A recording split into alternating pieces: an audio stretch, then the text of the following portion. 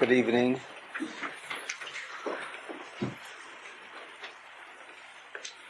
It was just about a year ago, in fact, just a short 2 days, that we first came into this building. In other words, the day that we had actually taken possession is when we came into this building, and of course it wasn't as we see it today. And the reason why we had chosen that particular day was because it was the death anniversary of Rachel Imenu. It was the death anniversary of Jacob's wife Rachel. And it only goes to show you that when you start or you put your best foot forward, things usually work out. And it was a good move, and it's quite obvious to everyone closely connected with the center, that this year was Tafshin Memchet. It was a year of Tismach. And now we are coming into the year of Tafshin Memtet, which means Tishamet, which is almost the opposite of Tismach, meaning things are going to be wiped away and cleared away, however one wants to accept it. And that was actually the Parsha of Noach, where the world was washed away because of the negativity that prevailed at that time. It is also strange that a year ago we did Parshat Noach, and for whatever reason, I understand the original recording of this session did not come out. So while I'm not going to go through all of the many discussions we had on Parshat Noach, and there are many to consider, we shall only consider some of the new aspects that were not touched upon before. Noach, or Parshat Noach, will always fall at the beginning of the month of Cheshvan, the Hebrew month of Cheshvan. The Hebrew month of Cheshvan is Scorpio. And according to the Sefer Yetzirah, and according to all commentators on the Torah, Parshat Noach, or the month of Cheshvan, is a very negative kind of month. And that's why when we do the Birkat HaChodesh, we say Mar Cheshvan. Bitter Cheshvan. It is bitter Cheshvan. Although a month like Chodesh Av, the Hebrew month of Av, wherein the Bet HaMikdash was destroyed, we don't call it a bitter month. We say Menachem Av, meaning it is a consolation, meaning that it is not necessarily evil.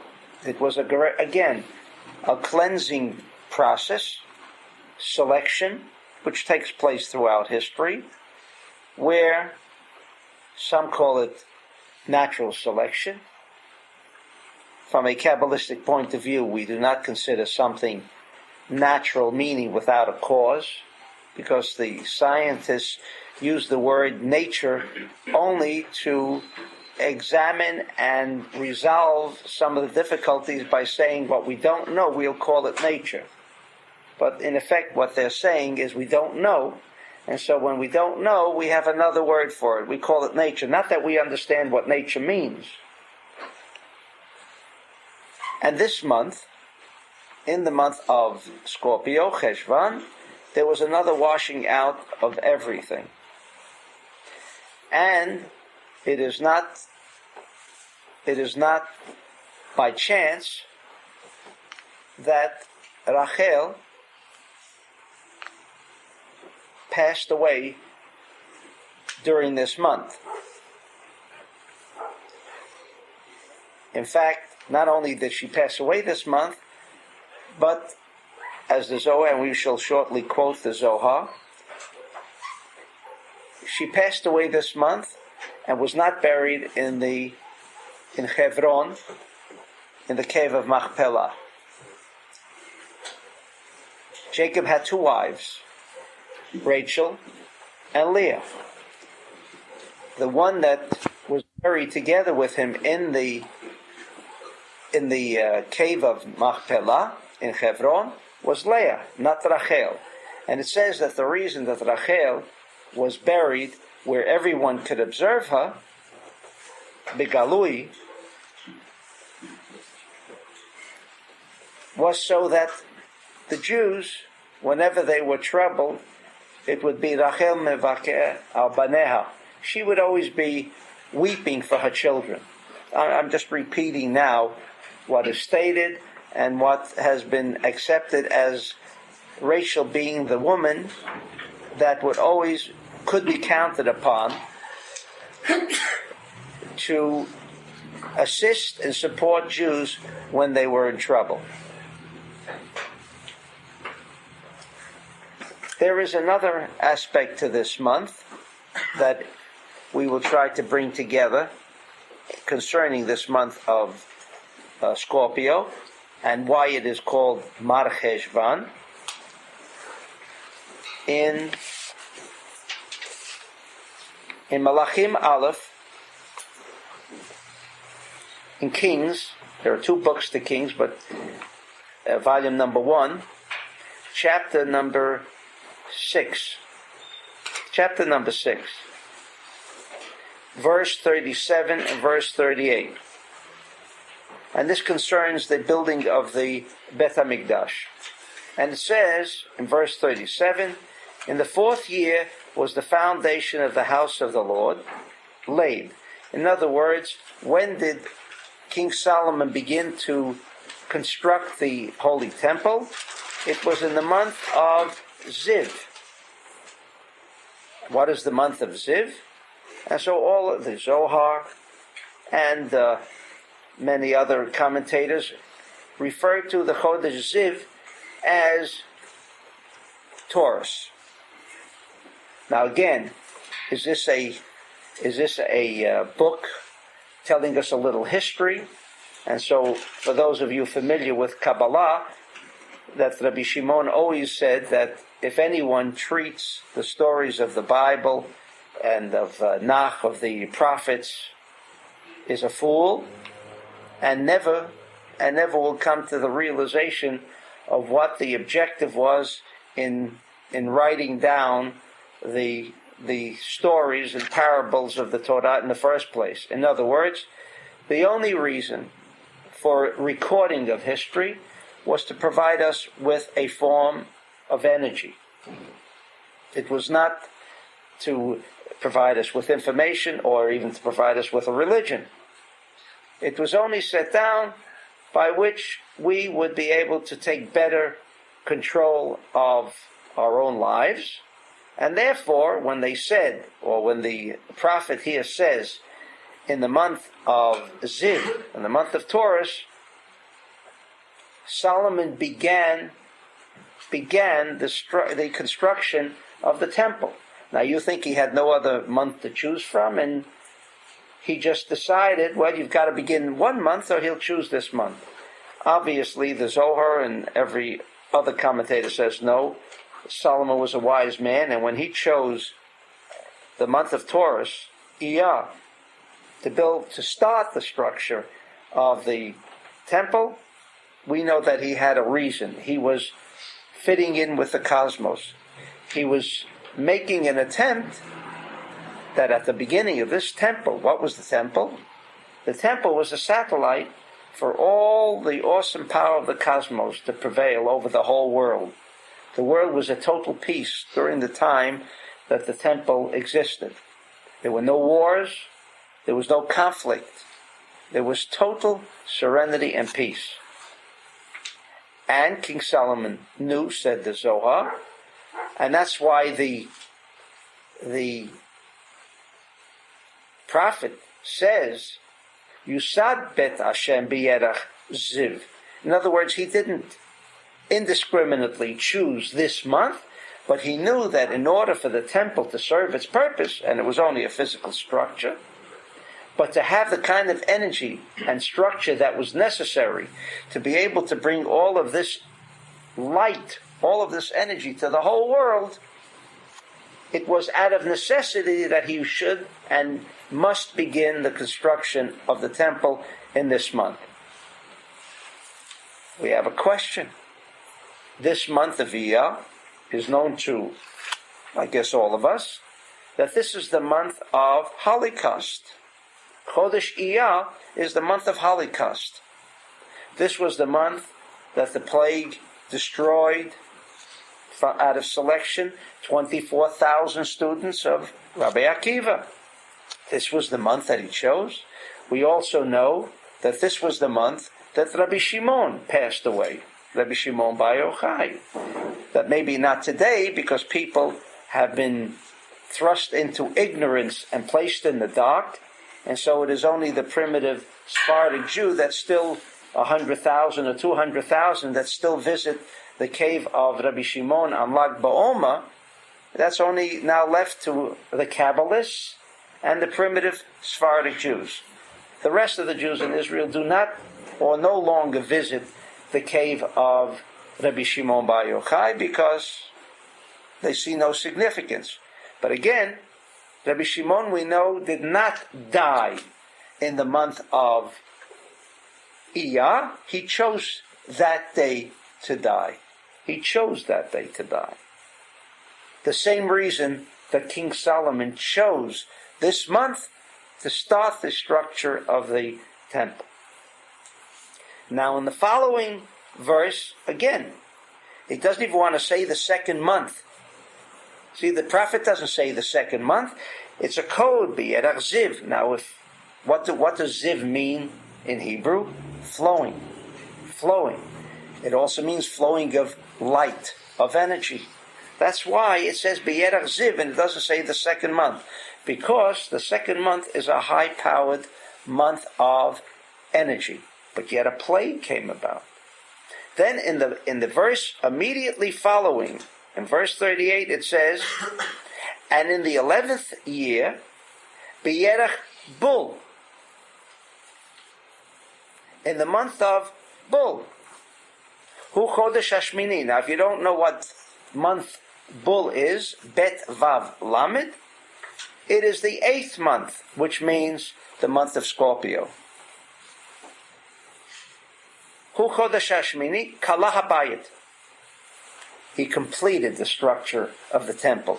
Now, did it mean that they were working on a time schedule, like people, contractors working to meet a certain deadline, and he had a contract, and so the contract, finished, and not he would be penalized if he didn't continue, if he continued beyond the date of agreement. Obviously, that was not the case with Shlomo HaMelech.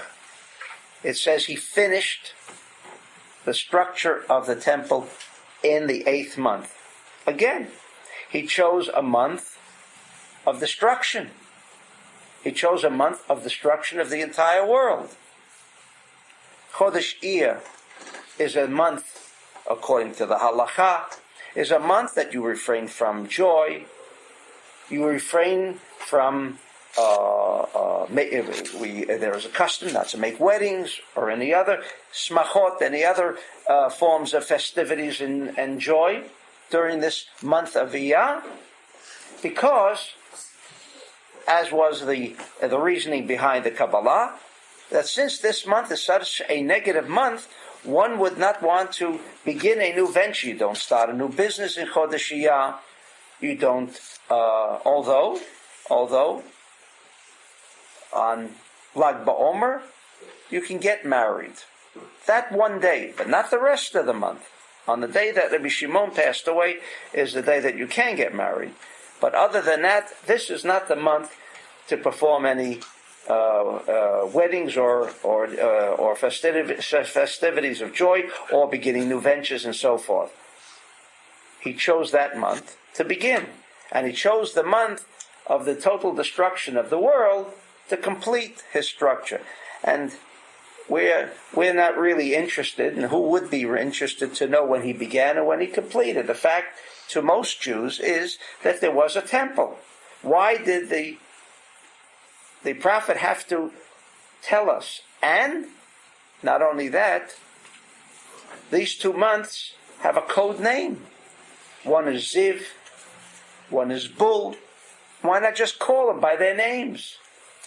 Why did they have to give us these kind of coded words to indicate what month he had completed? And this is the month also, the significant month in Scorpio, that Rachel died. The Ari asks a question, and we will read from the Ari again to connect with the energy, because again, this is, as you know, this is not just a learning session, meaning we gather some more information, sounds good, sounds right, but rather it is an energy session, connecting with what energies we can during this bitter month of Cheshvan. Rui Levin lama husrach hakadosh baruch hu lahatzil Noach al yedei teva. Gam Levin lama me'atorim hayu zayin zayin me'atmayim shnayim shnayim.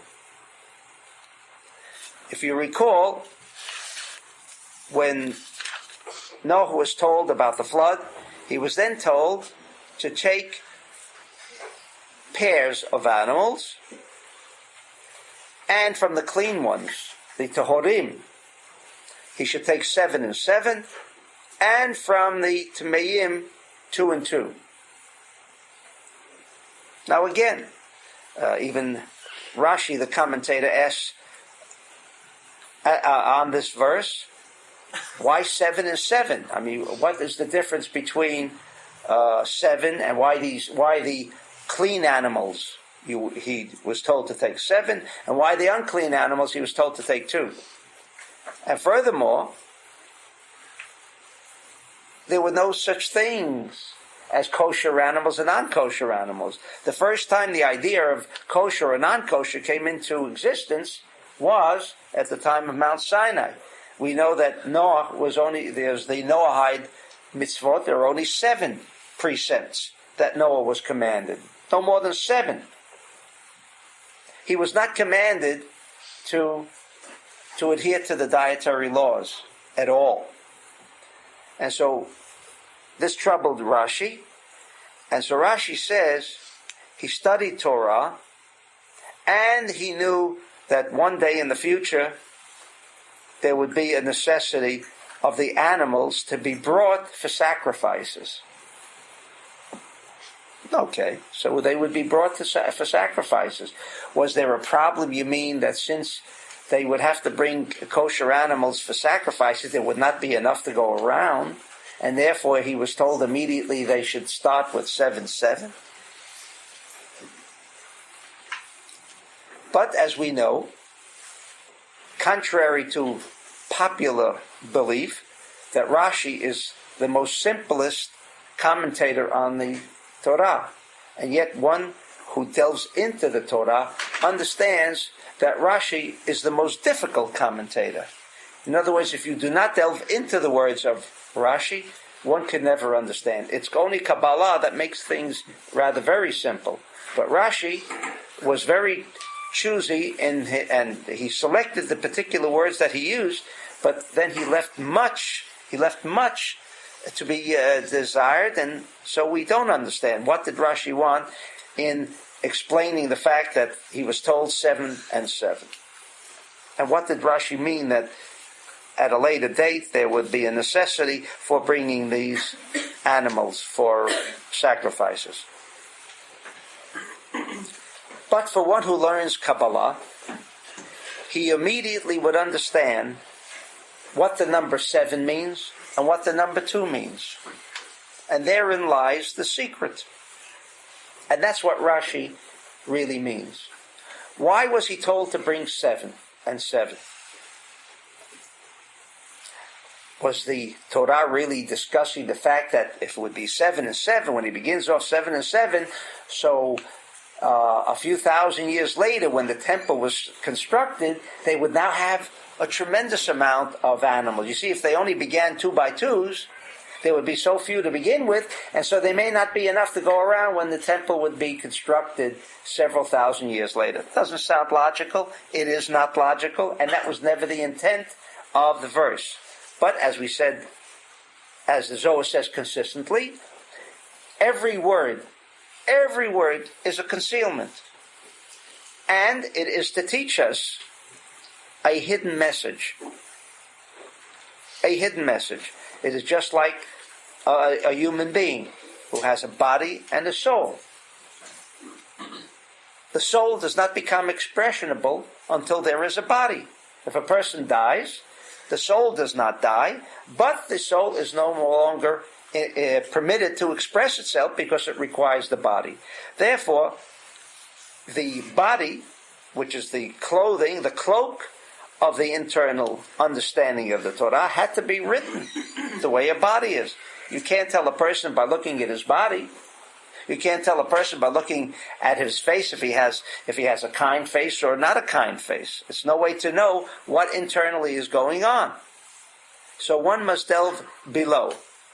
And, says the Zohar and the Yari, when it says 7 and 7, it's obviously referring to a structure of completeness. The reason he was told 7 is immediately to tell him that when these kosher animals were presented, for whatever reason, they were presented in the time of the temple because sacrifices or animals contain particular internal energies. Particular internal energies. And so, when on Yom Kippur they would bring the goat, why did they bring the goat? Because the goat contained a particular internal energy that was necessary to release into the cosmos. Sa'ir, meaning of a negative quality, and the slaughtering it meant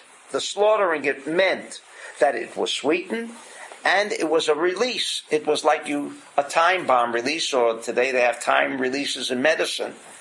It was released, whereas it was enclosed within this animal through the method of kosher slaughtering, and there is a meditation that goes into the slaughtering of an animal. It is not just someone coming along and slaughtering the animal or killing the animal. There is a particular meditation that went into this performance of bringing animals for sacrifices by the Kohen. He knew exactly when he was slaughtering that animal, and by the release of that energy, the cosmos would now become full of the particular energy that was necessary on that day. So all sacrifices were structures of energy, and that's why they brought only the kosher animals, and therefore it says 7 is 7. He meant to say not 7 is 7 so there would be more, but as Rashi explains it, this was to be used for the temple. What did Rashi mean it was going to be used for the temple? That because during the temple, the purpose of bringing these animals was to bring a different kind of environment, metaphysical, physical environment to the universe, that the universe would be balanced. How do you balance universes? How do you control universes? How do we control our own lives? There is a method. One of the methods was sacrifices. What was the purpose of sacrifices?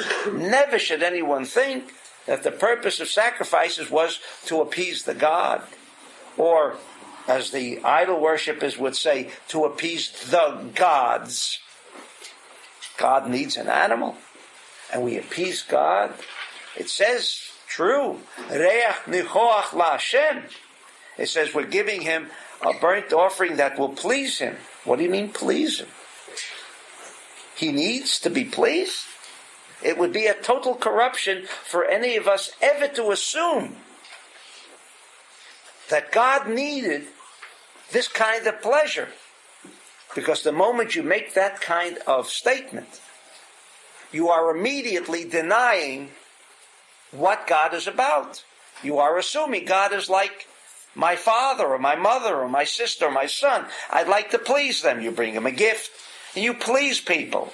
This was the idea behind sacrifices. Although that is what it says in the Torah, you would say. So how can we take the whole Torah and change it around? But that's Kabbalah.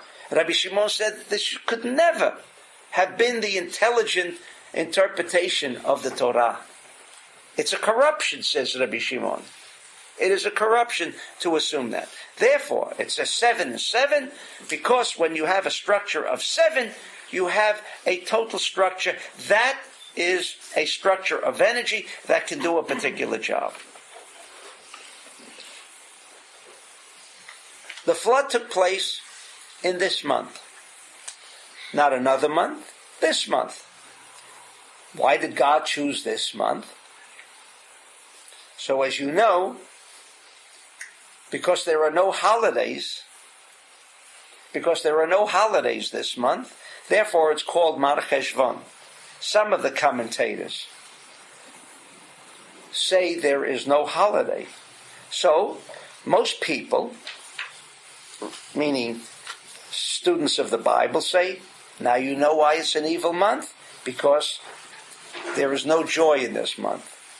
The Kabbalah says, why shouldn't there have been holidays? Couldn't have God made some holidays this month too? If he chose Maznaim, if he chose Libra, Tishrei, to have holidays, couldn't he throw in a couple more holidays in Scorpio? So what does it mean? Because there are no holidays, therefore there's the flood. And we say it's always the other way around. The cause brings on an effect. An effect never brings on a holiday. In other words, holidays, and what do holidays mean? Holidays are forms of energy that appear at particular times. Tishrei has holidays.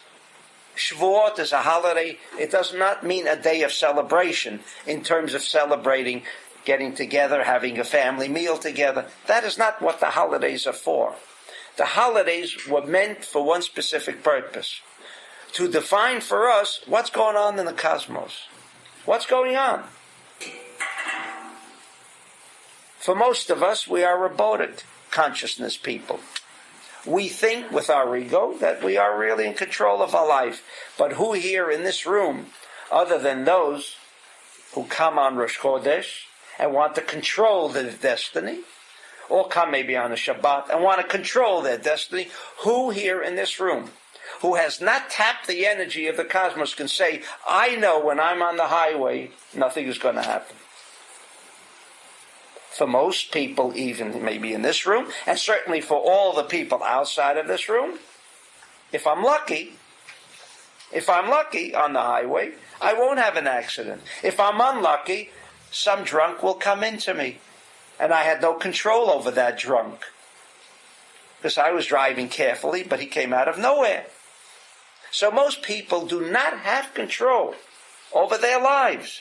And this is the most difficult part that I or Kabbalah has to face. Because no one who is a human being, who has an ego, wants to admit that I do not make decisions. That decisions are made for me. I'm a human being. I'm a thinking human being. I have an intelligence. I don't decide. The answer is no. Not only do I not decide, not only does the Kabbalah say that, but all scientists today say we are governed by things, they don't know what it is, by things beyond our control. That if someone is eating rice in China, could be the reason why someone shot a policeman yesterday. Do you all understand the logic? I'm sure they don't, and I'm sure anyone listening to that statement would not understand it. But what they're essentially telling us is that the cosmos lead our lives. That means, if we permit the cosmos to lead our lives, but never make one mistake, that when one person gets sick, and one doesn't get sick. He's lucky and he's unlucky. There is no such thing. No such thing according to the Torah. If the flood happened in Scorpio, it happened in Scorpio because that is the month that water becomes a mabul, becomes a flood. People fear a flood.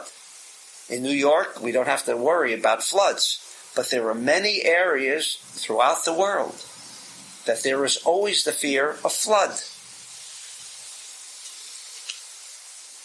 Would you ask these very same people, would you want God to do away with water? And then you would never have to suffer the fear of a flood. Their answer obviously would be, without water, there is no existence. The body, most of the body is made up of water. We need water for life. Without water, there is no life. So we can immediately notice that there is a benefit to water, and at the same time, like everything in this world, for whatever has its good and positive traits, there is an equal and opposite negative and evil trait to the very same thing. What determines how they behave? What determines whether water will act as a reservoir for drinking and sustaining life? And what determines whether this water will suddenly turn into a flood? What determines that someone drowns in a bathtub? Doesn't even need a flood. What determines when someone swims in a swimming pool that water doesn't turn into a menace? So it's not only floods that we have to fear. We have to fear being in a pool. Or sometimes you have to even fear being in a bathtub. So water has a potential of evil, obviously, and it also has a potential of positivity. Who determines how water behaves? Who determines that? If we're lucky, that's what most people will say. But Rabbi Shimon says, nobody is lucky or nobody is unlucky. If you follow the robotic consciousness and are governed by the cosmos, know that Cheshvan is Mar. It is a bitter month. Why is it a bitter month? Why it is a bitter month? If you learned or heard the tapes on Sukkot, you know what Sukkot was about. You know that no bulb can operate without a principle of a positive pole and a negative pole. And we all know that energy that comes into a bulb does not come through the negative pole, it comes through the positive pole. Yet it is the negative pole that draws the energy, draws the electrical current, and it is the positive pole that brings it into fruition. It requires a positive pole. It is the positivity that makes light, energy flow. Since Sukkot was that kind of a holiday, that we established a tremendous amount of positive poles. For what purpose? So that we can draw as much energy as we can for the rest of the year. To have a year of light energy and not darkness, so that we should be in control of our own destiny. There was a tremendous amount of positivity. Positivity is similar to water. Water. If you want to know what's its internal energy intelligence, does water think? Does water think? Of course it thinks. You don't assume it thinks. You only, maybe most of us are accustomed to the idea that only human beings think. Even animals behave by instinct, but human beings, they think. Water does not think, and that is incorrect. If water contains atoms, and it has intelligences, because what is it? It means a desire to receive, a desire to share, a desire to restrict. Everything has an intelligence. The scientist agrees with that. So I'm not bringing Rabbi Shimon in conflict with what scientists say. Water thinks. A table thinks. When you eat on a particular table, one can enjoy the meal on that table, and one can suddenly feel that the food is awful. And it all would depend on what kind of a table you ate. Doesn't even sound right. Those of us who think only people think. No. Everything around us thinks. And everything around us influences us. That's why we say, when you move into a new home, make sure who lived there before, if it's an old home or a used home. Why? Because the walls will influence us. That is known in science and it's known in Kabbalah. That means if we want to look around, how little choice do we have left? Our environment seems to be the total decision maker for us. If you're into clothes, you know you don't wear the clothes you want to wear. There was a revolution, and so people started wearing jeans. But businessmen have to wear the kind of clothes that are in style. People live in a certain section and not in another section. What determines? Because he likes the section or because that's where the people that he wants to associate with. So the people make him decide where he's going to live. Everything around us decides for us. There is very little that we decide. That doesn't mean we can't decide everything. Because we had finished with Tishrei and there was an abundance of chesed, meaning the right column, meaning positivity, meaning water. That's why there is even a custom of Nisuch HaMayim, the drawing of and spilling of Simchat Beit HaShoeva, to gather in the waters. That's a custom, but it's more than a custom. It is a physical act demonstrating that we want to draw as much positivity into this universe.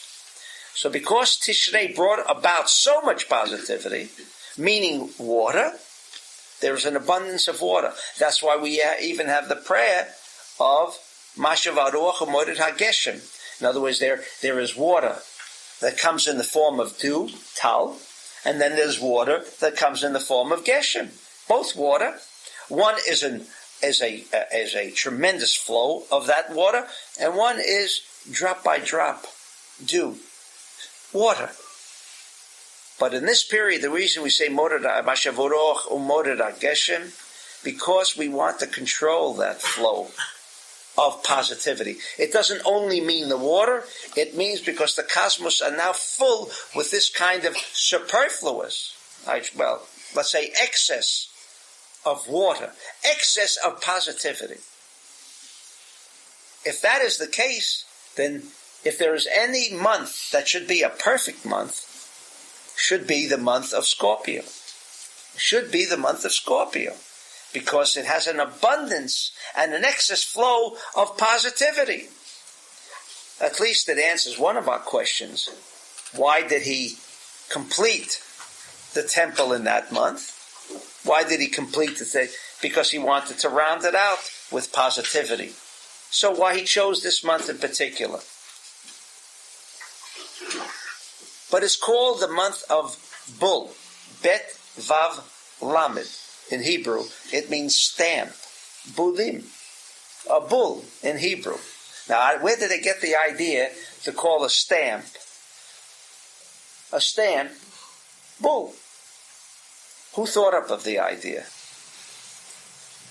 It's actually, according to the word in Nach, in the Navi, it means bilbul. It means bilbul. What does bilbul mean? It means mixing up of things. Levalvel. It comes from that word. It also comes from the word naval, which means decaying. Things break down. Water can break down a rock. Water can break down anything. Given sufficient amount of time, there is nothing, and that's why Mabul was the breaking down of all of humankind. That's what water ultimately does. If it's salt water, it's something else. But water ultimately makes a complete disintegration. This is the month that possibly could be disintegration. However, it is also the month that he completed his temple. This is the month of Scorpio. Do you know what a scorpion is? What is a scorpion? Of course, you have to know Hebrew, because without the Hebrew language, the significance, and we say the Hebrew, the power of the alphabet, is the only language that Jews, in fact matter, I guess all peoples of the world, should make use of. The power of the alphabet is the only way, according to the Zohar, the only way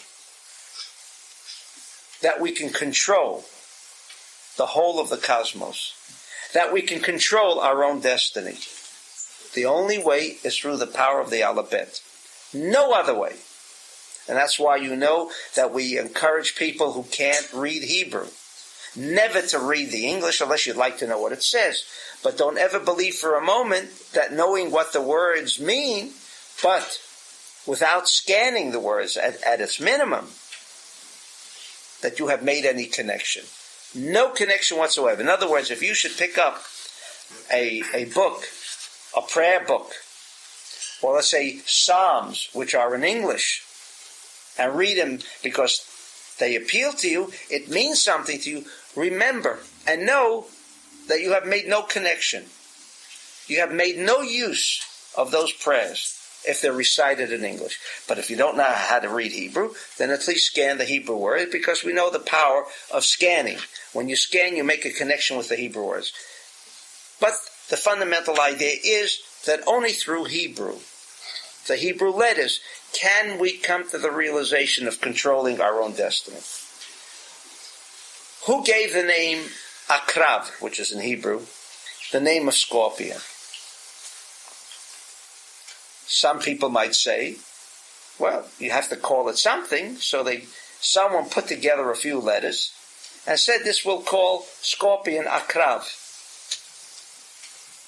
But if these words come from either the Torah or it comes from the Sefer Yetzirah, where the word Akrav comes from, in its first original form, the four letters that make up Akrav is Ayin, Kuf, Resh, and Bet. Akrav. There is in the Talmud a law that if you're in the middle of the Amidah, which is the most important prayer of any of the three prayers that we recite during a day, if during the Amidah a king should pass by and should extend his hand to you to say hello, you are not permitted. I'm not going into the full details of it because that's not the important aspect of what I want to say. If the king should go by and extends his hand, you're being in the middle of that prayer of the Amidah, you should not interrupt your attention and extend a hand to the king. However, if a scorpion should be coming close to you, you are permitted to interrupt your prayer. That's the halakha. Halakha. Just the scorpion? Just the scorpion. And kill him. And kill him. And kill him. Is that because it can kill you first if you don't kill it? That's right. Now, why would a scorpion... what about a snake? Snake isn't just as bad. Or a bear. What's that? Or a grizzly bear, right? What would happen, you mean, if he was in the middle of the Amidah and suddenly a grizzly bear came upon him? Is he permitted to interrupt his prayer? The answer is no. He can't shake his hand. No. Okay? No. Some of the commentators answer that because the scorpion does not see, it's blind, and it kills without reason to the extent that it even kills itself. It is the only creature. Let's say you build a fire around the scorpion, he will kill himself. If you put fire around it, it will kill itself. sting itself and die. It has a venom, like a snake, that will kill itself. A snake will never kill itself. Now, you might ask, why, if a snake comes by, should you not interrupt the Amidah? Says Rabbi Shimon Bar Yochai, because a snake never kills, no matter, and we're talking about a poison snake. What about a boa? If you're in the middle of the Amidah, somewhere in Africa on a safari, right, and suddenly a boa comes, what should you do? According to the halakha, continue to pray your Amidah. Maybe you have nothing else to, no other resort but to pray. But in any event, says the Zohar, the snake does not kill unless it has been directed so. It never attacks an individual unless it has been directed to fulfill a particular job or objective. A scorpion has no objective. None. None. Even to the extent that it will kill itself. That is a scorpion. And therefore they say that because it could kill without reason, so in the middle of the Amidah, in the middle of the prayer of the Shemoneh Esrei, you're permitted to kill a scorpion. Now what brought about this characteristic in a scorpion? Why? You also know that a scorpion is a water sign. Therefore it's called the sign of the Scorpio. Why the sign of the Scorpio? While we know of the many negative traits of a Scorpio, many of the negative traits, like there are negative traits in every sign of the constellation. It is not only Scorpio.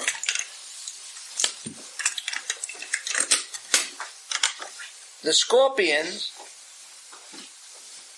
has a trait that is indicated by its name, Akrav. And I said it is spelled Ayin, Kuf, Resh, and Bet. For those of you already familiar with the number 72, Ayin Bet, that is the first letter and the final letter of the four letters. In other words, you have two letters separating the Ayin and the Bet. Ayin Bet means what? For those who have studied Kabbalah, Ayin Bet means the 72 names that we make use of in protecting ourselves. Ayin Bet are those names that we use for healing. Ayin Bet names are used for a multitude of purposes. And of course there are even those people who would deny us this right to govern our own destiny by not studying Kabbalah. The nerve of people to say that you can't study Kabbalah, to deny us the one idea, the one aspect, the one vehicle, the one instrument that we have to maybe control a little of my destiny, and that I won't be lucky or unlucky. I mean, we know there are some people who eat the kind of foods that builds up a cholesterol this big. Does everyone who has a high cholesterol count receive a heart attack? Or does anybody who has cancer is because he did something wrong over and above the other person? So the answer is, those who are lucky don't get cancer. Those who are lucky don't get a heart attack, and those who are unlucky. Who determines who's lucky and who determines who's unlucky? So along comes the Kabbalah. Along comes Rabbi Shimon and says, we can be masters of our own destiny. The Ayin Bet, the 72 names, which is mentioned in Parshat Bishalach, is for our purpose. Ayin Bet, why is it so powerful? Again, just for information, when you spell out the Tetragrammaton, we know the power of the Tetragrammaton, the Yud K Vav K. When you spell it out, Yud Vav Daled, K Yud, Vav Yud Vav, K Yud, the Tetragrammaton spelled out, and spelling out means that it becomes manifested. In other words, the Yud K Vav K, the Tetragrammaton, Just the four letters buying within themselves is like raw naked energy, not put to use. However, when those words are spelled out, they add up to 72, to indicate the power of 72. The reason Abraham, and that's the first place it's mentioned, Abraham the patriarch, in his Sefer Yetzirah, refers to the month of Cheshvan as the month of Scorpio. That's how we know. It does not come from Egyptian astrology. It does not come from Chinese astrology. It comes from a recorded document, the only recorded document that old, which says that Chodesh Cheshvan is Akrav, is called Scorpion. What does that indicate? What the internal energy of that creature is. First of all, it has a split in its structure. It has a split. And what causes that split? Kar. Kuf and Resh. Kar means cold. Kar is also lifeless. Something is frozen. It's lifeless. Indicating there is a lifeless aspect to the Scorpio. Therefore, the structure of its name was not by chance, but to indicate that there is a lifeless structure going on, and that's why it's the only thing that kills itself, because it does not even realize that it has life. A heavy sign, Scorpio. A heavy sign. That it has no life. Therefore, when it stings itself, we are, in our mental intelligence, understand I wouldn't do anything that it could hurt me. Why? Because I feel my life, I experience my life, and my life is dear to me, and therefore I do everything in my power to prevent something of disrupting that which is called my life. Scorpio doesn't have something like that. It has a lifeless life, or it imagines that its life is lifeless, and therefore it can sting itself. Therefore, one of the negative traits of a Scorpio, now this is all referring to where scorpions are dominated by the cosmos, where they are not in control. They are people that no matter how much they will have to suffer by their action, they are prepared to go through with it. Does it mean they are selfless people? No, I would rather refer to them as lifeless people. At the time that they are making decisions that will be injurious to their health, to their mental welfare, they will not consider themselves at that moment. After it happens, then they begin crying or weeping. I mean, why am I in this state of affairs, and so on and so forth. But at the time that everyone else around them can notice, why are you doing what you're doing? Don't you realize what this is going to do to you? No, they don't realize. Are they stupid? They're not stupid. They're emotional people. They're intelligent people. They're orderly people. Then how could they do things that normal people would not do? The same as the scorpion. How could he kill himself? Because they do not feel the life-giving force that others do. That others around them in a similar situation would not behave the way they did. Therefore, the word akrav, which is the Hebrew word for scorpion, has not come into this language or dictionary of words indiscriminately. It is as every word is to indicate to us, what are we talking about? I want to know, what is the internal energy force? What makes this thing tick? This is the month of Scorpion. It is a month that is water, meaning there's a tremendous amount of chesed, a tremendous amount of force here. Not only that, but even the word mabul. The word mabul is mem, bet, Vav Lamed adds up to 78. 3 times the tetragrammaton, which is 26, 3 times 26 is 78. All indicating the power of a mabul. It's a powerful thing. The onrushing of water. How many times we ask for an abundance of rain? That is the prayer, in fact, on Sukkot, Shmini Atzeret, I should say. We're asking for what? No longer just driblets of water. We're asking for a tremendous flow of water into the universe, because without water the universe cannot exist. We're asking for mabul. And at the same time we're saying, yes, but it should be controlled. That's the only difference. But we don't want the lack of water. In fact, many times we experienced this past summer, when you couldn't have drinking water, but where there was no water to be had. There was a drought. What's happening in the Sahara Desert? No water.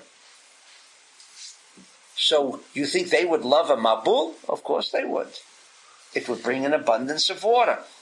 But also at the same time, if that water is not controllable, then it's devastating.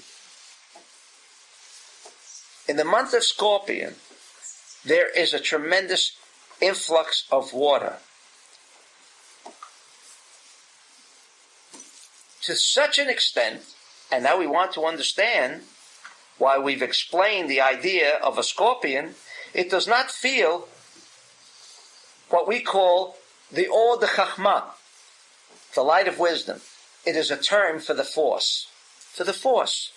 That life-giving force, it does not feel it. Because the life-giving force, we know, is kaf small, is negativity. The reason we make kiddush on wine. Why do we make kiddush on wine? Because wine is the instrument that brings the force to its greatest degree of capacity when we want to make connections. So we use wine.